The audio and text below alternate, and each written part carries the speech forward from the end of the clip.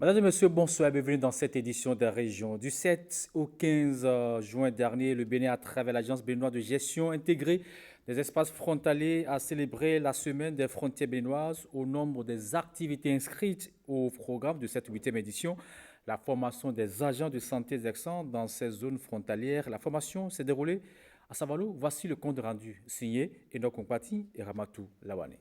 Des citoyens de nos espaces continuent de se faire administrer des soins par des médecins ambulants. Le premier exemple, c'est à Kabo. Une femme enceinte va se faire opérer et pour l'opérer, c'est un médecin nigérian qui utilise les lames de rasoir. Elle est morte dans le sang. Ça signifie qu'au XXIe siècle, encore dans nos zones frontalières, à cause de l'absence de centres de santé, il y a des gens qui se déclarent médecins nigérians et qui viennent aider nos compatriotes. Et ne maîtrisant rien des pathologies, ils envoient à la mort nos compatriotes. Nous allons informer les agents de santé sur les hémopathies malignes, c'est-à-dire les différents cancers du sang. Ce sont des maladies soit génétiques, soit des maladies acquises, mais du fait de l'ignorance des populations et aussi des agents de santé, on n'arrive pas à faire le dépistage. Comme vous le savez, quelle que soit la maladie, quand on s'y prend tôt, on a des chances de guérison ou tout au moins des chances de rémission. La visite des centres de santé et le dépistage des populations sont entre autres les prochaines étapes de cette formation. D'une célébration annuelle, celle de la Journée mondiale de lutte contre la désertification et la sécheresse a été placée sous le thème Restauration. Des reprises ont eu lieu dans la forêt d'Yahweh, c'est dans l'arrondissement de Tanvert, commune d'Agbaïzoun. Ramat Lawani et Enoch ont assisté à cette cérémonie de rebasement. Voici le compte rendu. La biodiversité est fortement menacée dans la commune d'Agbaïzoun. La commune d'Agbaïzoun qui vous accueille aujourd'hui s'appelle Agbaïzoun, c'est-à-dire forêt des antilopes, malheureusement.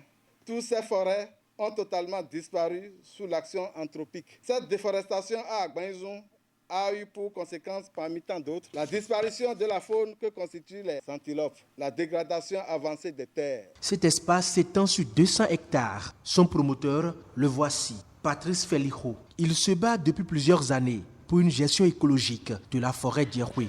Pour l'encourager, 12 500 plants de diverses espèces sont mis en terre sur son domaine par le ministère du Cadre de vie et du Développement durable. En honorant ce jour, c'est un message fort qui est lancé à l'endroit de tous les acteurs privés qui, avec le seul moyen limité, posent des actions majeures dans la lutte contre la désertification et surtout de la préservation, la conservation des écosystèmes forestiers comme la forêt d'Yahweh. Connaissant la ferme volonté de M. Privat, nous avons espoir que ce reboisement serait une réussite. Tout compte faire, l'administration forestière offre déjà et offrira toujours son accompagnement technique pour la réussite de cette plantation. Des manifestations officielles dans mon département est un signal fort dans la mesure où certaines communes du département abritent déjà des zones vulnérables. Elle vient également renforcer notre adhésion à cette vision du gouvernement de faire du Bénin un pays vert. Au-delà de sa passion pour l'écosystème, le cas Felijo doit faire école dans les autres départements du Bénin. Reddition de compte de l'an 1 du maire de Koulekame. Nous sommes là dans le département de Koufou. C'est le centre de loisirs de la localité qui a servi de cadre à cet exercice légal de gouvernance. Un exercice suivi avec attention par les populations sorties massivement. Voici le point avec Abdullah Foudressou et Aziz Alabé. J'ai le devoir impérieux de vous présenter, après un an de gestion, l'exécutif communal devant les forces vives de Koulekame. Il rend compte de ces 12 premiers mois de gestion et de conduite du processus de gouvernance locale comparé au texte en vigueur en la matière. Chère population, notre raison d'être est la satisfaction de vos besoins ultimes.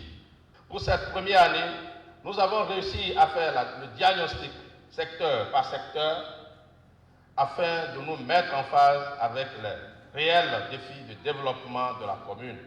Koulekame est d'ici 2030 une commune aménagée et bien gouvernée, à économie forte, basée sur une agriculture diversifiée pour le bien-être social. Les actions menées, les projets en cours et ceux à venir, secteur par secteur, sont ainsi détaillés aux populations. Images et documentation à l'appui. L'initiative est bonne. Il a entamé le travail dans tous les secteurs et il ne reste qu'à prier pour lui pour qu'il continue et qu'il achève, qu'il atterrisse bien. Le leadership aujourd'hui, ce n'est pas le nom ni le titre, mais c'est la façon dont tu produis, c'est la façon dont tu es au service du développement de ta communauté. Donc la jeunesse est présente dans son ensemble pour apprécier le maire, vu tout ce qu'il a fait dans l'an 1. La reddition de comptes est un exercice obligatoire de présentation et de justification des comptes que la loi sur la gouvernance locale impose aux élus. La direction des douanes et droits indirects a initié une formation de 2 jours à l'endroit, bien sûr, des commissionnaires agréés en douane opérant à niveau de la frontière de Sémécraké. Ces commissionnaires partenaires privilégiés de la douane devraient être mieux outillés pour une meilleure gestion des échanges au niveau de cette frontière. Le lancement de la formation a eu lieu le jeudi dernier, hier, il a dit, douane bien sûr à Sémécraké, en présence du directeur général des douanes et droits indirects, Brice Ungbo Fime Bassao. Le poste de contrôle juxtaposé de Sémécraké à la frontière bénino-nigériane accueille 2 délégations des douanes et droits indirects. Celle du Bénin et la délégation nigériane, c'est pour un atelier de renforcement des capacités à l'endroit des commissionnaires agréés en douane pour une meilleure gestion des échanges frontaliers. Les instructions étaient fermes. Les instructions étaient donc de travailler en collaboration, en symbiose pour donc le développement de nos 2 pays et mobiliser les recettes au profit donc du trésor public tout en facilitant le commerce tel que l'a prescrit l'Organisation mondiale des douanes. Après la fermeture et l'ouverture des frontières, je me suis retrouvé avec le contrôleur et nous avons pu mettre en place un comité pour discuter avec les opérateurs des difficultés, des préoccupations qu'ils ont donc dans le cadre de cette interconnexion et de la gestion coordonnée de nos 2 frontières. Le contrôleur de la douane nigériane à Sémécraké a salué cette initiative de la Direction générale des douanes du Bénin qui participe du renforcement de la coopération entre le Bénin et le Nigeria. Cette rencontre de 2 jours a pour affiche plusieurs communications dont le schéma de libéralisation des échanges au sein de la CEDEAO, les procédures de dédouanement, les tarifs et infractions douanières.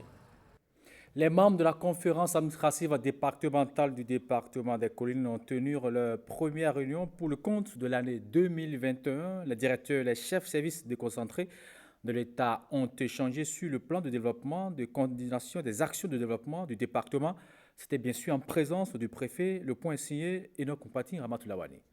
Saliou Odoubou anime avec maestria sa première réunion de la CAD, la conférence administrative départementale. Les échanges portent sur le contenu du PDCAD Nouvelle Génération, plan de développement, de coordination des actions de développement du département. Au regard de la présentation qui est faite, ils ont manifesté tout l'intérêt qu'ils ont pour le développement du département des Collines. Et moi, je suis satisfait de ce que j'ai vu. En tant que coordonnateur du département, j'ai pris la mesure des choses et mon devoir, c'est de faire en sorte que, au-delà des résultats ou des performances déjà enregistrées par le passé, qu'il y ait plus d'engagement, plus d'abnégation au niveau de chaque service déconcentré pour que nous ayons des résultats plus probants. Le passé, c'était un plan, je dis régional, parce que ça couvrait les 2 départements. Maintenant, c'est un plan pour notre département. Je sens son engagement déjà pour faire avancer un certain nombre de dossiers.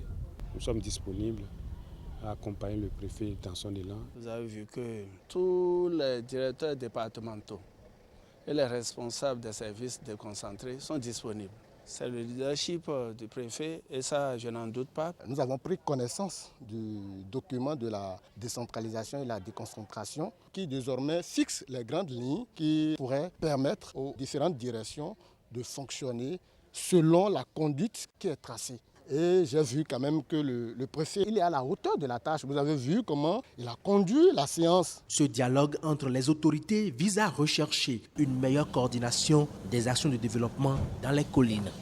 On ne quitte pas ce département des collines au plaidoyer des enfants à l'endroit du préfet. C'était à la faveur de la 31e édition des manifestations de la journée de l'enfant africain placée sous le thème 30 ans après l'adoption de la charte accélérant la mise en œuvre de l'agenda 240 pour une Afrique digne des enfants. Vraiment Toulabani et nos compatis. Village d'enfants SOS des collines célèbre la JEA, la journée de l'enfant africain.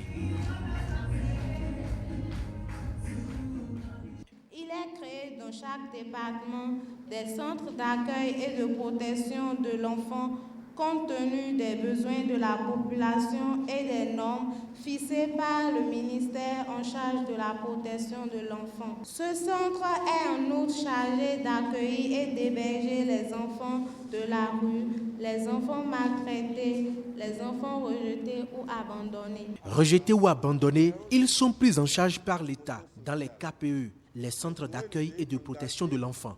Dans les collines, les travaux du site du KPE sont en état d'arrêt depuis 2014. Les enfants, par ma voix, vous prient de prendre toutes les dispositions en votre capacité.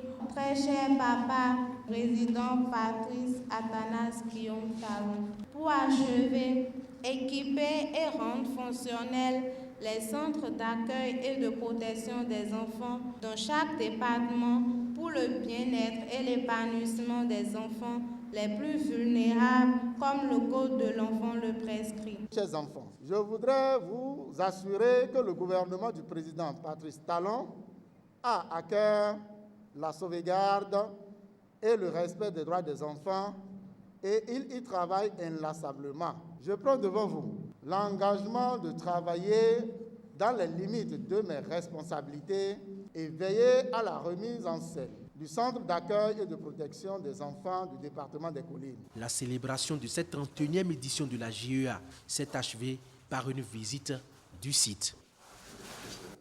Voilà qui vient boucler cette édition de la région. Retrouvée à 20h, Crous Sablé, puis à 23h30, Rachita Bémama. D'ici là, portez-vous bien. À demain.